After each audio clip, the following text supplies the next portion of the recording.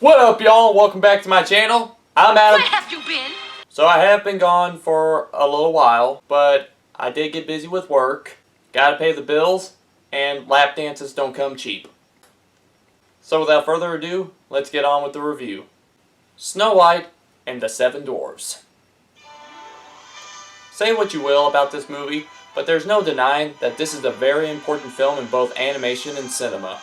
It was the first full-length animated feature, and after adjusting inflation, it's one of the highest grossing films of all time.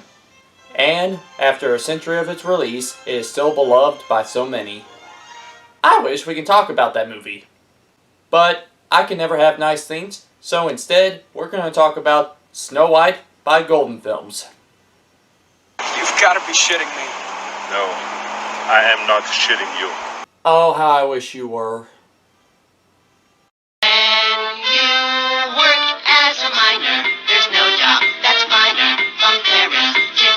I've been told, and though some think it proper to be a woodchopper, they never find copper. Now, the original story of Snow White was published by the Brothers Grimm in 1812. The story for this adaptation is pretty much what you think it's going to be. Now, what's funny about today's review is that I did grow up with this movie. I had it on VHS, but the cover I had looked like this. The actual movie looks like this. And as you can see on the top of the covers, they are both under Enchanted Tales banner. There's two of them! One was released by Good Times Entertainment before it was even called Good Times Entertainment, and this one by Golden Films. Sometimes these two would join together with a few other properties, and Good Times even did another Snow White. 3. I'm being punished here, aren't I? You could say that all three of these movies are connected. Huh? So is this an audience or a mosaic? Now, while this movie isn't as bad as Anastasia, it does have its issues. Basically, just for writing, animation, and use of public domain music in the background. And for a while, the voice actors went uncredited. Only in recent years, people have found who some of the voice actors are, and according to IMDb, they got a pretty good voice cast. But what's this? No Latina actors playing Snow White? No little people playing any of the dwarves? A pox on you for not being politically correct! However, if you watch the other Snow White, you would hear a lot of these voices in this one. And these are some of the most recognizable voice actors out there. The only actor I can confirm is correct for this one is Cam Clark playing the Looking Glass. Looking glass in my hand. Who is the best Spider-Man actor in all the land? Looking glass. Answer me or else I'll shatter you into a million pieces. Easy, Queenie. Easy there. You're strangling me. That's not my throat, Queenie. I'm going to... As for the characters, Snow White is really dull in this one. She is so boring that even her voice actress is disinterested in her. Oh, please. Oh, somebody help me. Help. Police. Murder. Oh, please, come back. I didn't mean to frighten you. Oh, please don't leave. Stop, don't come back. The dwarves in this version spend their time jumping on their shovels like they're Shovel Knight. They mine for gold, but they don't exactly get it out of the cave. And dry humps a minecart. He's enjoying that a lot more than he should be. Oh yeah, had. All 7 of them are designed differently, and they all have their own distinctive voices. But their personalities aren't really established all that well. 2 or 3 of these guys could be grumpy. And 2 of these guys can be dopey. And their whole running gag is that they're all named Joe. Well, it wasn't my job today, Joe. It was Joe's job. It was my job yesterday, Joe. Whoa! I was not expecting that voice to come out of him. Let's give him a regular adult voice and let's see the difference. Hey there, little fella.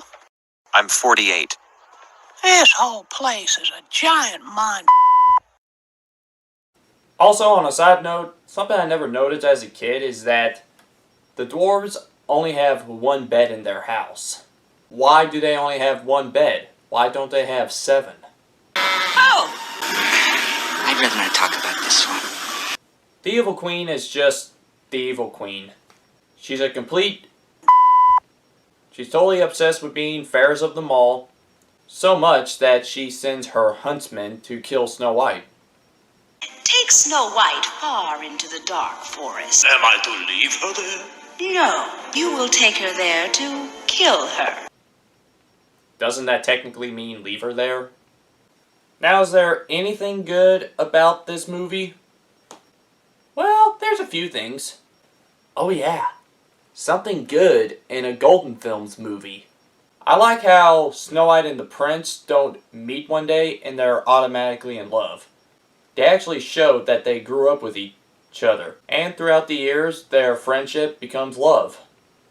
True, the characters are as interesting as styrofoam peanuts, but they still establish that they've been in a relationship. I also like how the dwarves tell Snow White that they're unorganized and lack communication with each other while working. So Snow White is there to guide and teach them how to work together. Also, before that, I really love how all the dwarves get on to her about trespassing in their home. But despite that, they still ask her to stay. No, we didn't say you should go. I mean, you're the only woman we've seen in a long time, and we're all tired of fornicating with each other. I like those scenes, and I like how some of them do fix a few plot holes that other adaptations make, but that doesn't exactly fix the movie itself. This movie does provide a few original songs, but still uses public domain music in the backgrounds. But compared to all the other Good Times and Golden Film properties, it's not as distracting as those. The animation too, while not very good, the movement is consistently more fluent and it is a lot more polished in comparison to the other properties, but it's still flawed. There are some choppy scenes in the movie, especially in one of the musical numbers. It's just nothing to write home about. Sometimes Snow White even looks wasted from the night before. You could say she's a hi-ho. This movie is under an hour long, and it has such a little story that they have to fill the gaps with nothing but pointless padding.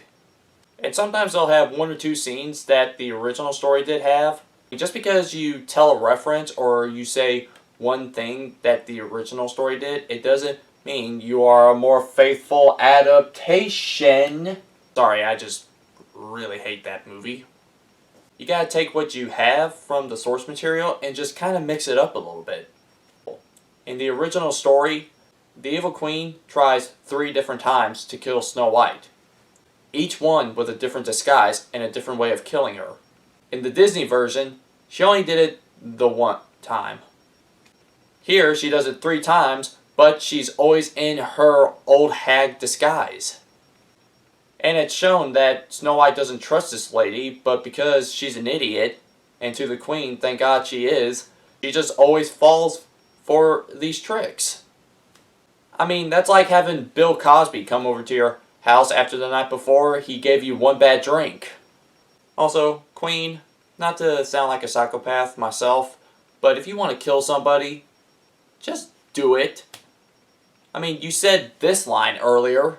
I wave my magic wand at her and banish her from sight. So do that! Wave your magic wand at her and vanish her from sight. Or do a drive-by shooting. Do something.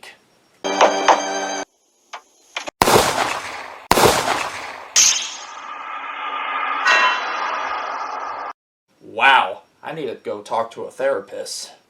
Also, some of the editing can be a little weird. Sometimes the voices of the dwarves are swapped for a brief second. The day before, it was Joe's job. Yeah, Joe, I got a piece of cheese. Well, it wasn't my job today, Joe. It was Joe's job. And I've got some nuts. Good night, everybody. And the movie does end like you would think. Like in the Disney version, the dwarves do battle the evil queen. Get the magic wand, Joe, before she turns us into tall people. Okay, that was a good joke. And they turn her to stone. Missed opportunity right there. Wouldn't it be more ironic if she was in her old hag disguise and she is turned to stone as an old hag? And Snow White and the Prince live happily ever after. In terms of good times and golden film properties, this is the better of the four we've talked about. The typical golden film problems, its pacing, its storytelling, but for a few funny scenes, a few fixed plot holes, and better comparison to the other properties, I'm going to give Golden Films' Snow White 4 out of 10 dwarves humping minecarts. And that concludes my review of Golden Films' Snow White. What did y'all think? Did y'all ever watch this one before? Did I miss anything out? Please leave a comment down below. Request something you would like me to talk about in a future video. Don't forget to like, share, and subscribe. It'll help me a lot. Also, let's make a goal and reach at least 10 likes for this video. Follow my Instagram at abomb1996. And until next time, I will see you guys later. You work as a miner.